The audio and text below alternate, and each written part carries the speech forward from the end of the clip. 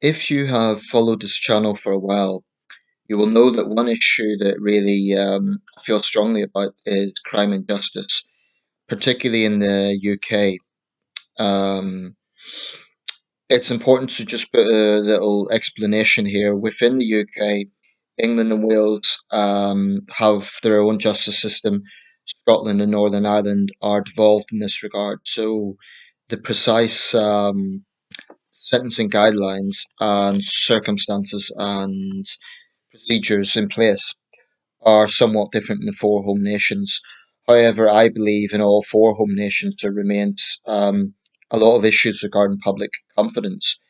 Now, I've just watched a clip, and this is an example of where the systems are different from a trial in Scotland. In Scotland, apparently they're televised, which I was only recently familiar with. In England and Wales, they continue to be non-televised.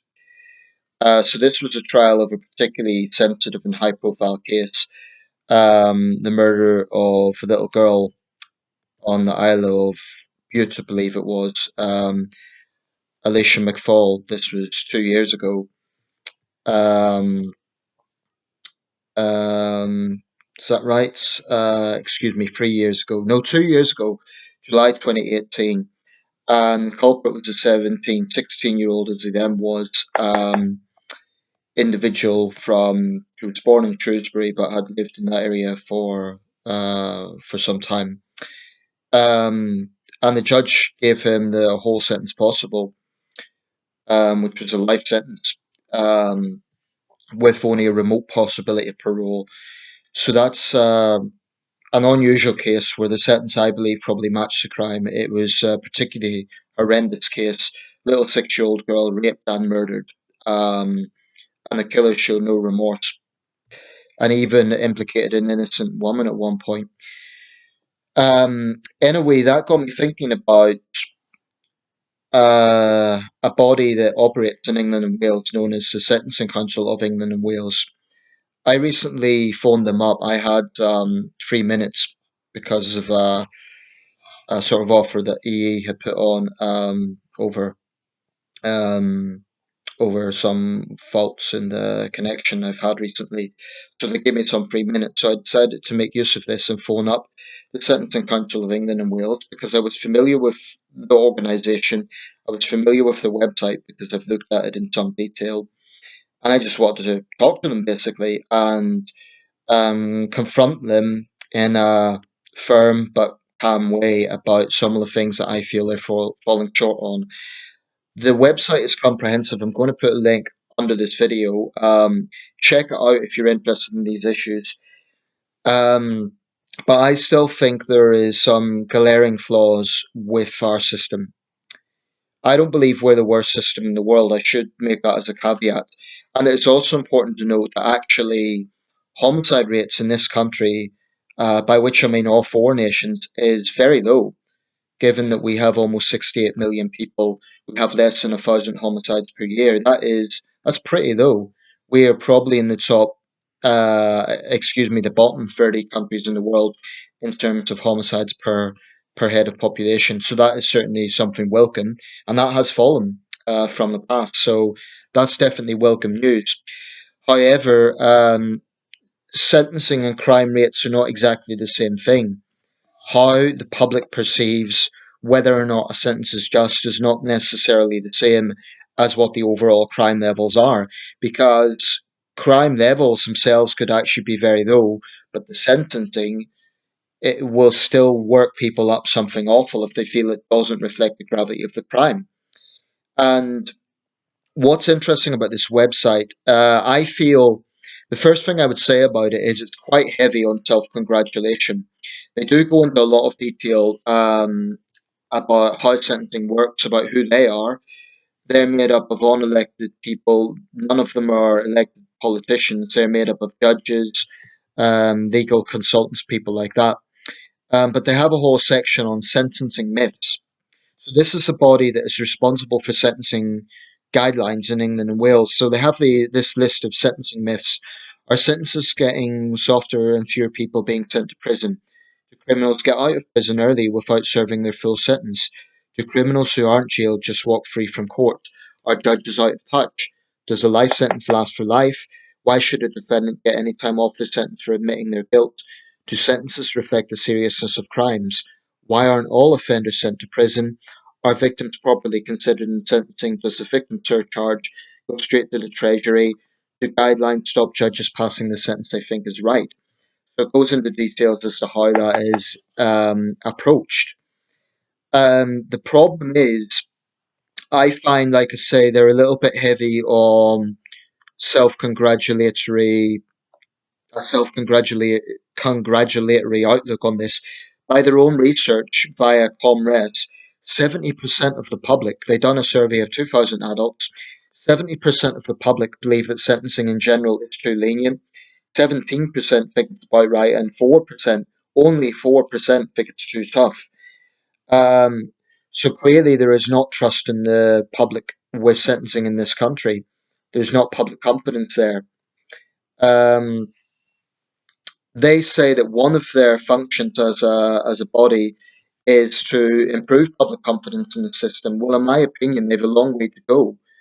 Um, in fact, from their homepage, there's a lot of sections of this. I'm not going to go into absolutely every detail. That's impossible in one video. But they say that one of their functions as a body is to promoting awareness amongst the public regarding the realities of sentencing and publishing information regarding sentencing practice in magistrates and the Crown Court. Additional functions play a greater part in promoting understanding of and increasing public confidence in sentencing and the criminal justice system. Now, that second part, they've highlighted it, is extremely important. Increasing public confidence in. You ask the average person on the street, is sentencing about right? I reckon most people would say no, it's too soft. Now, interestingly, they have a format on this, which is actually from the Ministry of Justice. The guy on the phone clarified it's not their own format, but basically it highlights 8 crimes. And these are based on actual cases that have happened and been tried, and you've taken into account aggravating factors. That is things that would prompt heavier sentencing. That is things that meant, for example, if you have a burglary, if violence was involved, or if alcohol was involved in an offence. I used to think that would actually be they would get leniency for that, but no, if someone is drunk, that's actually going to increase the sentence. So I was surprised by that. I think that's justified. I don't think alcohol should be an excuse. Mitigating factors would be things like if there was some sort of provocation, if there was not an intention, for example, in the case of manslaughter, if there was not an intention of death, if say 2 guys are having an argument and a fight breaks out, one of them staggers back and hits his head on something and dies from bleeding, internal bleeding, then the intention was not to kill the person, but it was still a factor. So there's a lot taken into consideration case by case. I do think that looking at cases individually is important, but I still believe that the trajectory is not a good one. I think there are still too many cases where the sentencing simply doesn't match the gravity of the crime. And I think that the Sentencing Council are very quick to blame the media. They say the media report these sort of cases that are controversial. Well, yeah, it's true the media pick and choose. I get that. And sometimes they're reckless about it. The way that the tabloids handle sensitive cases, for example, isn't always responsible. Having said that, I believe there are clear cases where judges have been too soft. And the point here is there is no real public recourse for that. There is no way for the public to hold unelected judges to account. Now, I am not proposing that judges should be elected. I can see some inherent problems there because you would get parts of the country, for example, where you might end up with Sharia judges, which we don't want. But I still think, for example, there was Judge Ian Pringle. A few years ago, he presided over the case of Lavinia Woodward. She was the Oxford graduate who stabbed her boyfriend, and she wanted to be a surgeon. She escaped a custodial sentence because of her bright mind and because of her potential. There was wide public anger over that because it was widely perceived that she got off the hook because she came from a privileged background. And this was an example of an overwhelming majority of the public feeling the judge was far too lenient, and yet he still gets to practice. There was another case recently of a judge who actually blamed a young girl for her own rape, suggesting that it was the way that she had been dressed that had been an aggravating factor, essentially victim blaming. Now, as it stands, the only way that judges can be held to account is for actual professional misconduct. That would be, for example, let's say they had some relationship with a juror, or they ignored evidence or something like that. But judges, as it stands in this country, cannot be held to account for excessively lenient sentencing. In other words, if the public feels that they are out of touch, that they are not sentencing as they should be, the public really have no power over that. So in that section of kind of the Q&A thing, are judges out of touch? They ask that question and they get into this thing about, oh, well, judges live in the real world. They deal with these cases all the time. But they're ignoring sort of cases that do really anger the public. And for all their research, for all their self-congratulatory attitude about we do listen to victims, we do listen to the public, I do question to what extent, because the impression I get is the Sentencing Council doesn't really get it. I don't think they really understand public anger. They can talk about research, they can talk about consultations, etc. But in the end of the day, when you have cases like the recent terrorist attacks we've had where the offenders had early release, the Sentencing Council's response to early release, for example, is to say that, oh, well, the media is misleading because they still have penalties when they are released. But the point is, if it's supposedly a jail sentence, let's say they get 7 years, but they're actually out in 4 or 5, it doesn't matter to the general public if those other 2 years, or well, they're tagged or whatever it is as part of the sentence. As far as the public's concerned, that is early release. So I think that a big problem here lies in dishonesty. There is simply dishonesty about the nature of sentencing, and that enrages people.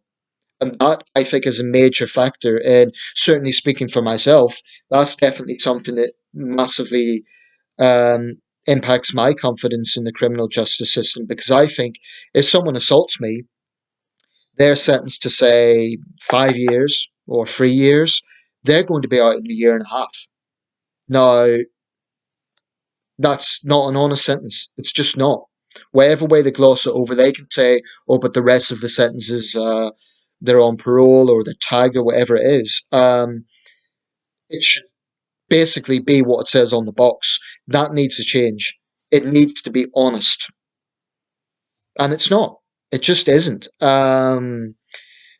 So it's all very well to blame public anger on the media. It's worth noting that there is demographic issues here. For example, apparently this is regional, so more white people and more older people and more of the north of England feel this way, that sentencing is too soft. Well, I'm white. I'm from the north of England, or live in the north of England, 20 years tomorrow, incidentally. Um, but I'm young. I'm only 34, and I feel our system's too soft. Um, there are too many cases, particularly with young offenders, where you see gratuitous damaging crimes that do result in a sentence that just doesn't match the gravity of that. So they say that they take into account all factors, and they say that in actual cases, what the outcomes were are more in touch with what the public think than what people believe. In other words, what the actual outcomes are in the case examples they are providing are more in tandem with what the public believe. However, I think this is flawed because the examples they're using doesn't cover every kind of crime. In fact, they have this interactive thing. It's from the Ministry of Justice. It's called You Be the Judge. I recommend trying it out because it takes into account actual cases, the actual evidence that was presented, the actual mitigating or aggravating factors. It's a useful tool. It is interesting. It covers threatening behaviour, teen crime, vandalism, mugging, drug dealing, burglary, manslaughter, and murder.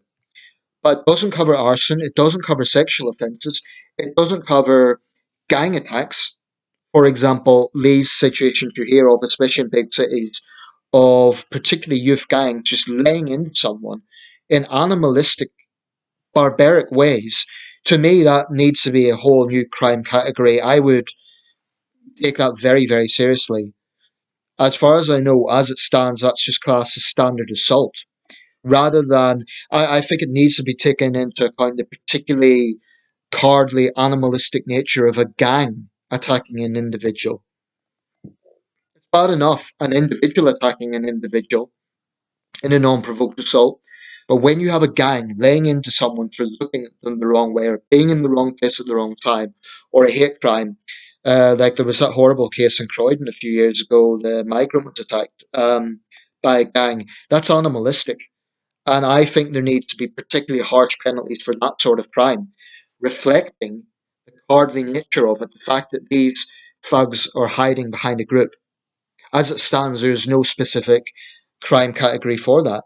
So this tool of you be the judge is all very well. It's interesting. It is eye opening. However, I don't think it's exhaustive enough. I think, and I gave this feedback when I called up, I said, look, you need to include more crime categories because there's certain crimes that people care about deeply that aren't there. And something like sexual offences, there is a lot of grey area in that regard. For example, if it's a case of his word versus her word, um, there's a lot of grey areas there. So it would be useful to see one of those cases. I mean, the number of rape convictions in this country is extremely low. So there is a lot of pertinent questions. And finally, something I really, really take issue with is how young offenders are treated. Now, in that case in Scotland, I think I mentioned at the start of the video, I watched this proceeding. It showed the judge, it was a live recording, like American style. Very notorious case 2 years ago. Like I say, this 17-year-old, well, he's now 17, he was 16 then, raped and murdered a little 6-year-old girl. He got a pretty lengthy sentence, and that will be, he will have to serve at least 24 years. So that is surprisingly about right. But within England, I've heard of cases like two teenage thugs left a homeless man in hospital, kicked him repeatedly on the head, and I think they got 2 years. 2 years for almost beating a man to death. Now, whatever way the sentencing council glosses that over, that is not an appropriate sentence. And this is something I really take issue with. By their own admission, in the case of young offenders, they focus on rehabilitation before punishment. They think the priority should be in rehabilitation. Oh, well, in order to change their lives. Now, here is my logic. If someone is prepared to kick in the head of a complete stranger, they're dangerous. And if they're doing that at the age of 15 or 16, then at the age of 25 or 26, what are they going to be like? So I believe that we need to rethink the way that young offenders are dealt with, because this idea of, oh, we'll just rehabilitate them. I do consider rehabilitation to be a softer approach than punishment in those cases, because what that means is they will have to go to counselling, they will probably do some community service, they may have to pay the victim something if they can afford it, but they will not go to prison. That's wrong.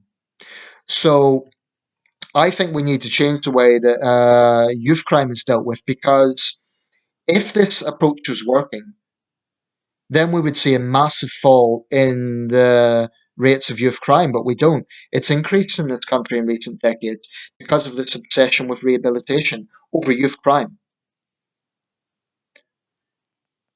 And you cannot tell me that a 16-year-old who rapes a woman at knife point or who kicks in the head of a total stranger for looking at them the wrong way, you cannot tell me that that person needs to be put on some sort of course to deal with their anger, or um, just a community sentence. They need to be put in jail for a very long time because they're a dangerous, dangerous individual. And a 16-year-old knows the difference between right and wrong, unless they have severe learning difficulties. So I think the age of recognizing a child needs to be reduced. I'd say 14 and less, not 16. The judge in that case, Aaron Campbell, he said that the defendant was a child. Now, I have to say that sentence probably was right. However, the point is, he said that the defendant was a child. The defendant was 16 at the time. Maybe that is the case in Scotland. But we have, frankly, some very, very heinous crimes committed by young offenders. And this idea that they should be treated gently just because of their age, I think is wrong because it sends out the message, oh, well, you're going to be treated leniently just because you're young. That to me sends out the message to them that they can continue doing it.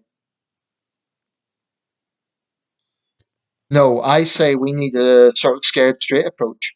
I say that a 16-year-old or even a 15-year-old who attacks a stranger for no reason, they commit a violent assault or a damaging crime like arson or rape, they need to they need to go to jail because they're dangerous. Actually, it's a little known thing, but one of our very worst serial killers, in terms of number of victims, I'm not necessarily talking most sadistic, but in terms of number of victims, is largely unknown. His name was Bruce George Peter Lee. And in Hull in the 1970s, he killed about 26 people. The exact toll is uncertain through arson attacks. 26 people, thereabouts. That's more than the Yorkshire Ripper. Yet the Yorkshire Ripper, who was also killing his victims at that time, got a lot more attention. But in the case of Bruce George Peter Lee, he was a young offender. So could that be the reason? Could it be the fact that there is a kind of distance between the perpetration, i.e., the fact it was arson rather than brutal direct attacks? But that's an example of just how heinous some crimes committed by young offenders can be. In this case, in Scotland, Aaron Campbell, he showed no remorse. And then there was the case of Fiona Pilkington in Leicestershire, the woman and her disabled young daughter who were hounded repeatedly by young offenders. So we need to stop, frankly, treating young offenders with kid gloves and saying, oh, well, they're 16, so they're just a child, let's not be too harsh on them. That's repugnant. Even in their little video of You Be the Judge, the youth court was a joke. Treating the offender with kid gloves, in that particular case I cited, it was a young offender who was repeatedly bullying another boy and violently beating him up. He was treated with kid gloves. Look at the video, you'll see what I mean. It really angered me, to be quite honest. I do recognise that young offenders shouldn't be treated in the exact same category as, say, a 35-year-old, but I think they need to be tougher. And I do not agree with this notion that there should be rehabilitation before punishment. If the fact has already happened, the punishment needs to come before the rehabilitation. So that's something I really, that makes me angry because it's like saying, oh, well, the crime hasn't actually happened. Let's just preempt it. But the crime has already happened. So it's contradictory. You can't say let's focus on rehabilitation to try and hope this doesn't happen again. It's already happened. So I would say I do intend to contact the sentencing council formally.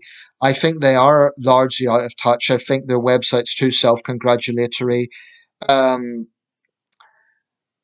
is the system as bad as people think? Maybe there are some aspects and some nuances that the general public aren't aware of. However, I don't think it's as simple as just blaming the media for the fact that there is a large lack of confidence in the system. I think there's good ground for that because we do see many cases of heinous destructive crimes getting a tap on the wrist. The system is dishonest. I mean, sentencing is dishonest. And we still continue to see smirking thugs not deal with the sort of punishment that they really, really should be facing. So I think the Sentencing Council has a long way to go. Incidentally, I'll be putting a link under this video. The guy did say that the website was going to be updated. I gave him some feedback. Hopefully, we'll take that into account. I don't know, but that's my thoughts on it. I think there's a long way to go. I think judges need to be more accountable to the public, and I'm not talking about electing them. I'm just saying that the public need to be more empowered to hold those sort of judges that they feel are not carrying out sentences as they should be to account. I think that there should be elected representatives on the sentencing council so that they can be unelected if people feel they're not carrying out their duties. And I think that there needs to be harsher penalties for the worst young offenders. As it stands, there isn't. A gang of 16-year-olds could beat someone to within an inch of their life. The ringleaders will get about 5 years. That is disgusting. So this needs to change.